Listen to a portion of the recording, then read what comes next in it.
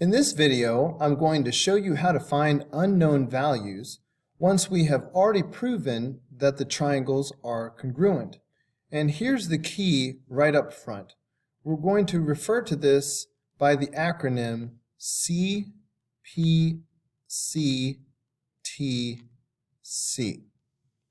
And this stands for corresponding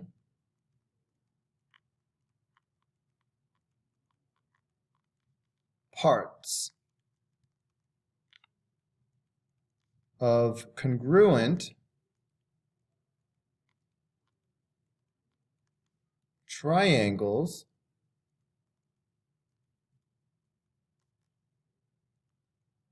are congruent.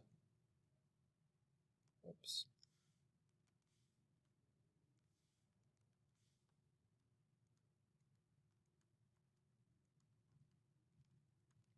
Corresponding parts of congruent triangles are congruent. For example, in problem number 1, we are given that angle C is congruent to angle R. That's been marked for us. Angle CAT is congruent to angle RAD. Those are the vertical angles there. And segment CA is congruent to segment RA. All of that has been marked. So therefore, these triangles are congruent by angle side angle. And we can say that triangle CAT is congruent to triangle RAD. Once we know that the triangles are congruent, all of the corresponding parts will be congruent. So in addition to the 3 pairs of corresponding parts that we already have marked, and some additional things that will be congruent will be segment CT and segment RD, for example. Those will be congruent. So segment CT is congruent to segment RD. What else will be congruent? Well, segment AT will be congruent to segment AD. Those are corresponding parts. So segment AT will be congruent to segment AD. So we also have the missing angle. I think I'll change colors just so it stands out a little bit more. All right.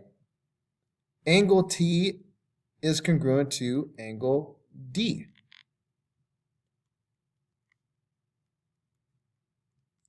So all of the corresponding parts of congruent triangles are congruent.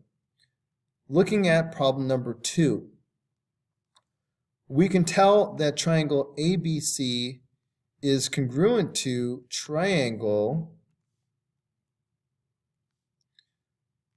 well, A corresponds to D, so I'm going to start with that, and then so DBE. Okay, why are these congruent?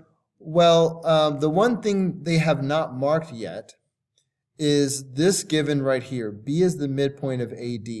Well, here's AD. If B is the midpoint, that means that segment AB is congruent to segment BD. So looking at these markings, we can tell that the triangles are congruent by angle side. So now let's use the fact that corresponding parts of congruent triangles are congruent to find each value or measure. So for starters, we want to find the value of x. So I see that we have x is part of segment DB. It's involved with segment DB. So here's segment DB right here. That is going to correspond with segment AB. All right, those are congruent. So that means that these two segments are congruent, AB and DB. So these are equal to each other. So I can set the 2x minus 4 equal to 20 because these are equal. So then it's just a matter of solving for x like you always do. We will add 4 to both sides, so we get 2x is equal to 24, and then you divide both sides by 2, and you get x is equal to 12.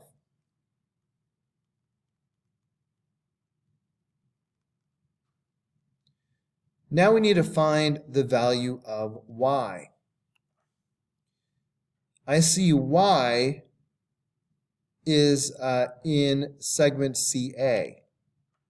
So here's segment CA right here. That corresponds with segment ED over here. Okay, and here is segment ED. So these two are equal. In other words, 10y minus 12 should equal 68.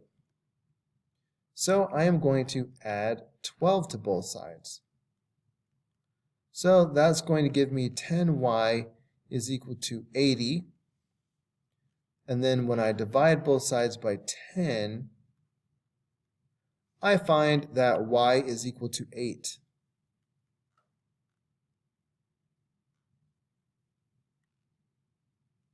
Next, we need to find the value of w.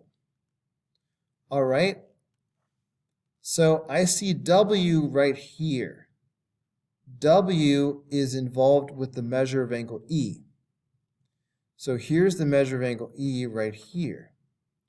The corresponding part is angle C. And here's angle C right here. So these two should be equal. In other words, 2w minus 15 should equal 55. And then if I add 15 to both sides, that's going to give me 2w is equal to 70. So if I divide both sides by 2, I find that w is equal to 35.